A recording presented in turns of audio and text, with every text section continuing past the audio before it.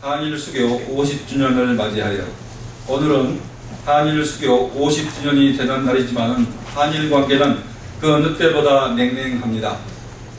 일본 정부의 한일 수교 50주년을 맞이하여 양국 갈등의 핵심인 위안부 문제와 식민지 지배 등 과거사 문제를 인정하고 사죄할 것을 촉구합니다. 특히 전후 70년 가마문에 단순히 반성만 하고 얼렁뚱땅 넘어가는 수준에 그쳐서는 안 된다는 점을 아베 일본 총리에게 경고합니다.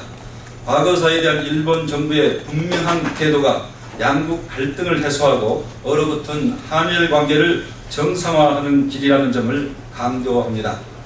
대일 외교에 대한 우리 정부의 기준 없는 태도와 방관적 자세도 발전적인 양국 관계를 저해하는 요인이 아닐 수 없습니다.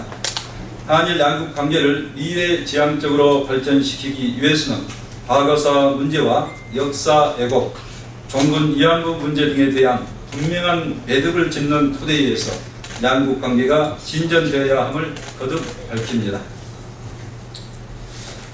다음은 김한길 전 대표 소환은 야당 탄압이자 황교안식 공안 통치 신호탄입니다.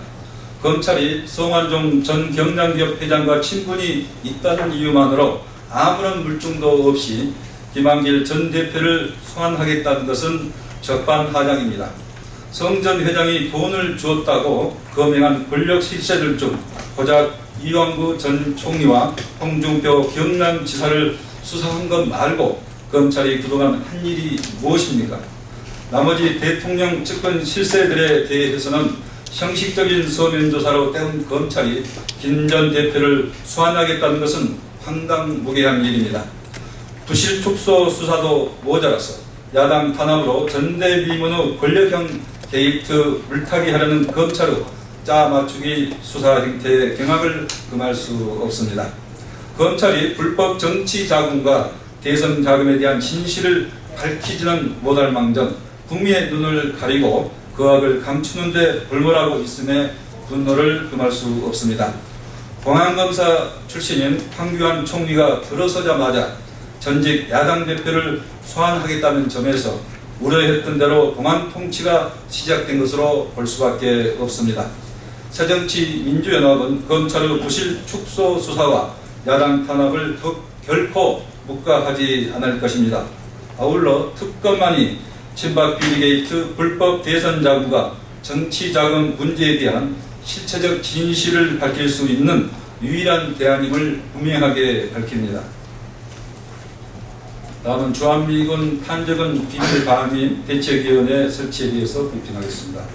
오늘 최고위원회는 주한미군 판적은 비밀방임 대책위원회를 설치하기로 했습니다.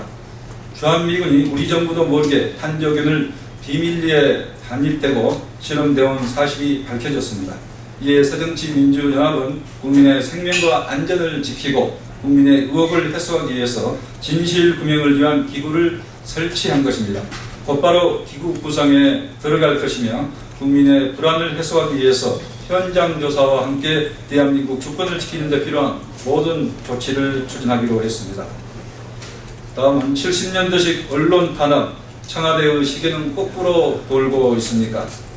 김성우 청와대 홍보수석이 대통령 비판 기사에 대해 국민일보에 항의하고 곧바로 국민일보만 정부 강구가 취소됐다고 합니다. 메르스 사태에 대해 반성하기는커녕 광고를 무기로 언론을 탄압하고 통제하려 드는 청와대의 행태에 통탄을 금할 수 없습니다. 대통령에 대한 민심을 가감없이 전한 언론을 광고로 탄압하는 현실을 목도하며 70년대처럼 백지 광고라도 내야 하는지 참담하기 그지없습니다. 청와대는 이번 사태와 관련해서 국민의 오해가 없도록 대통령의 언론관을 분명하게 밝히고 책임자를 문책할 것을 촉구합니다.